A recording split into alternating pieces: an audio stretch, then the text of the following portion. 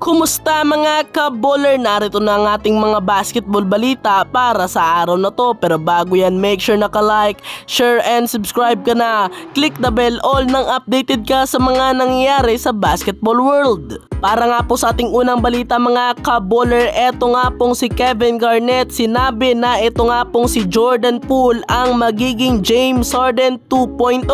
Eto ang kanyang sinabi ka-baller, Jordan Poole is the new James Harden.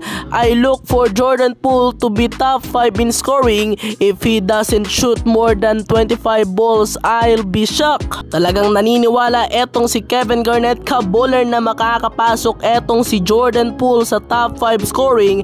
At kahit ako ka-baller, naniniwala rin dyan dahil kung inyong mapapansin ang kanyang performance nung nasa Golden State Warriors siya ay talaga namang nagpapakitang gilas etong si Jordan Poole. Ang pinagkaibahan lang ka-baller nung nasa Warriors etong si Jordan Poole, meron siyang mga kasama na mga superstar katulad nga po nitong sila Stephen Curry at Klay Thompson na mga scoring din nga po ang ginagawa sa loob ng court. Pero ngayon sa Wizards, siya na nga ang magiging bida kasama nga po itong si Kuzma.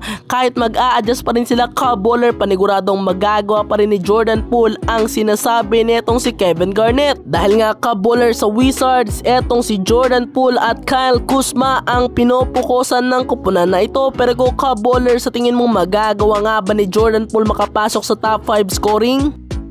Samantala, diretso tayo sa ating sunod na balita ka-baller, dahil pinagmulta nga ng NBA etong si Dillon Brooks ng $25,000 dahil nga sa ginawa niyang pananakit dito nga po kay Daniel Theis ng dahilan ng pagka-eject niya sa laro nila.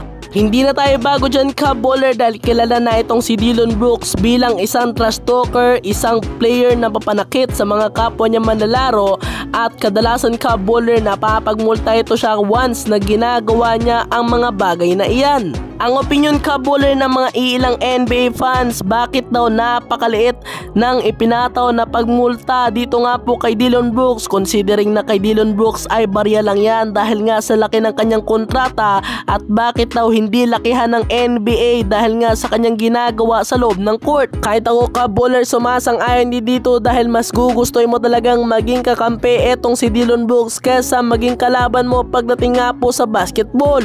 Pero ko ka-baller, anong masasabi mo sa pagmulta ng NBA dito nga po kay Dillon Brooks?